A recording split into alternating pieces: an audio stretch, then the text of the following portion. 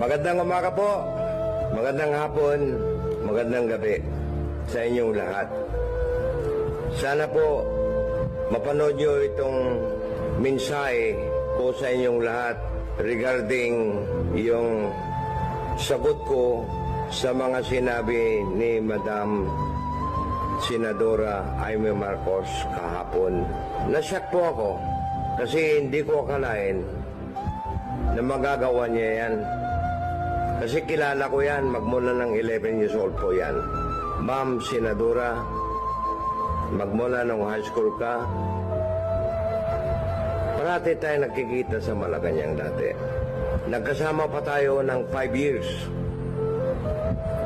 sa Kingston, New Jersey, nung nag-aaral ka sa Princeton University po, kung maalala nyo.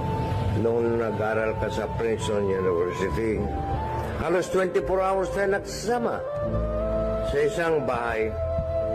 Sa loob ng 5 taon na nagsama tayo, hindi lang yon. Magmula nung bata ka, nung 11 years old ka, Miss Amy ang tawag ko noon. Now, Honorable Senator Amy Marcos. Alam mo, Senadora, hindi ako dapat magsalita. Pero parang nasaktan ang dibdib ko yung sinabi mo kay Master Bunget, now PBBM. Hindi ko kalain na sisirain mo yung kapatid mo. Kadugo mo yan eh. Hindi ko kalain, ma'am. Unang-una po, dapat ikaw ang head ng family kasi ikaw ang panganay. Ngayon ko lang nalaman po na nag-ibang pagkaugali mo. Hindi ko akalain po, baka nahagip ka ng mga malalang typhoon, baka na amlingan ka kung nada Ilocano. Ang nasaktan po ako, yung sinabi mo, malala.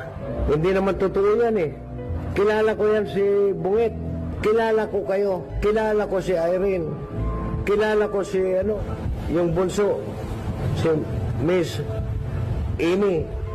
Kilala niyo ko lahat. Maraming akong remaining na naiwan na dakilang niyayayo ng Malacanang. Wala nang iba. Ang kasama ko dyan, si Manong Willie. Ayan. Si John Barres. Ayan ang mga original na nagmamahal talaga ng tapat sa inyo. Ngayon, kung naalala nyo, tuwing election po, nung tumakbo ka ng senador, noong 2019, nag-resign ako sa trabaho ko sa Amerika para tutulungan kita, and you hire me as political security na nagkampanya sa inyo. Maski wala akong sweldo, hindi ko nagreklamo. Yan ang pagmamahal po. Hindi ako mukhang pera. Sana po, isipin nyo naman mabuti po. Kapatid mo yan. Kadugo mo yan. Eyewitnesses. Kayong tatlo, napakasayanan ninyo noon.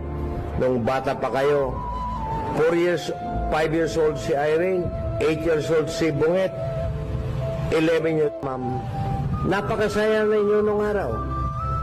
Napakasaya. Kung saan-saan ka pumunta, party dito, party dyan. Ha? Napakasaya. Hindi ko akalain na ganito ang nangyari. Hindi ko alam kung anong nangyari. Baka na bagyo, baka na typhoon Uwan ka, na typhoon Yolanda ka. Pero sana, ma'am, wag namang ganyan. Ganyan sana. Para itinuturing ko na kayong mga anak ko.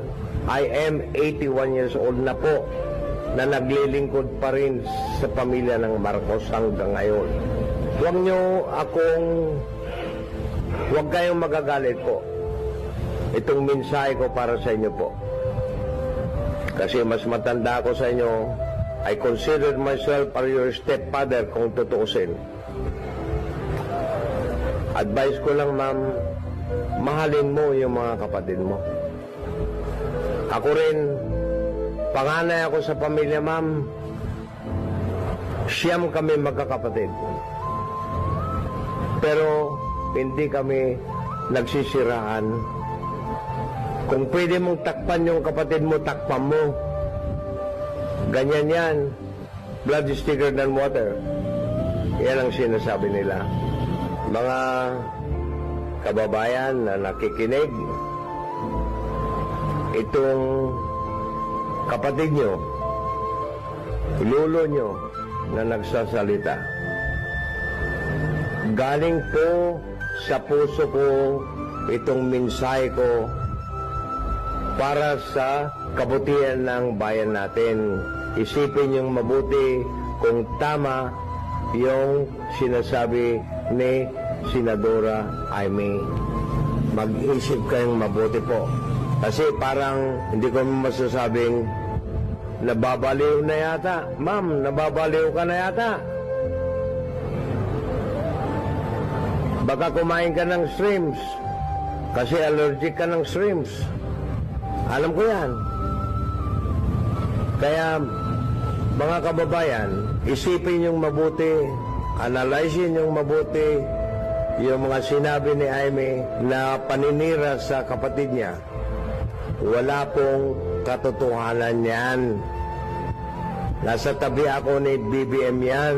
Alam ko kung anong gusto niyang makain. Nilulutoan pa namin ng kambing yan. Walang bisyo yan. Nagiinom lang, kumisan.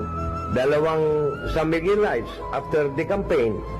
Kung sakali man after the rally, maginuman kami. Nagiinuman kami, pati bodyguard. Ganyan ang pagtuturing niya yung mga nasa tabi ni BBM yan. Hindi matapobre yan. Hindi nagagalit yan. Hindi ko pa narinig yung 3 magkapatid na nagmumura. Ngayon din si Amy. Hindi naman nagmura si Amy. Pero nagsabi lang ng kasinungalingan. Yan ang masasabi ko lang po. Lastly, kung mapapanood mo itong mensahe ko, Senadora, pati yung kaibigan mo diyan sa Subic, nag-uusap kami, napakabait mo. Kilala mo yan. Financier mo ng isa. Yung may-ari ng Sigara Hotel dito sa Subic. Kilala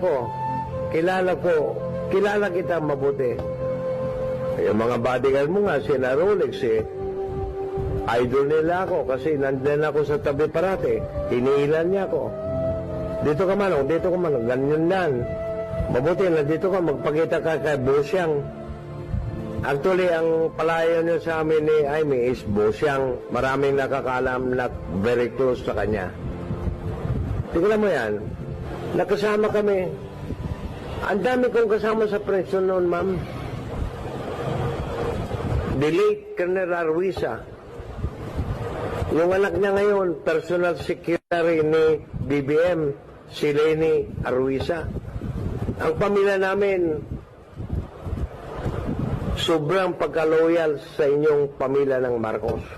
Nandito pa rin kami. Walang iwanan po. Yan ang pangako ko kay BBM noon. Habang buhay ako, nandito po ako sa likod ng mga Marcos, sir. Magmula ng protesta, nandiyan ako. Alam ni John Barris yan. Kaya, lastly po, Ma'am Senadora, nakikiusap po ako, you are very talented. You are Princeton graduate po. Napakatalino nyo po. Pero, isipin nyo, huwag kayong you know that already, ma'am. You are very, very talented. You are very, napakahusay nyo po. Kaya yun ang last na mensahe ko po. Sana po, makakarating pa sa inyo itong mensahe ko, ma'am. And kung sakali man meron akong nasabing mali, tawagan lang ninyo ako. Mapapatunayan ko lahat ng mga sinasabi ko. Hindi ako nagsisinungaling. Kaya, ma'am, kung mariluluod po ako sa inyo, gumising naman kayo. Gumising naman kayo, ma'am.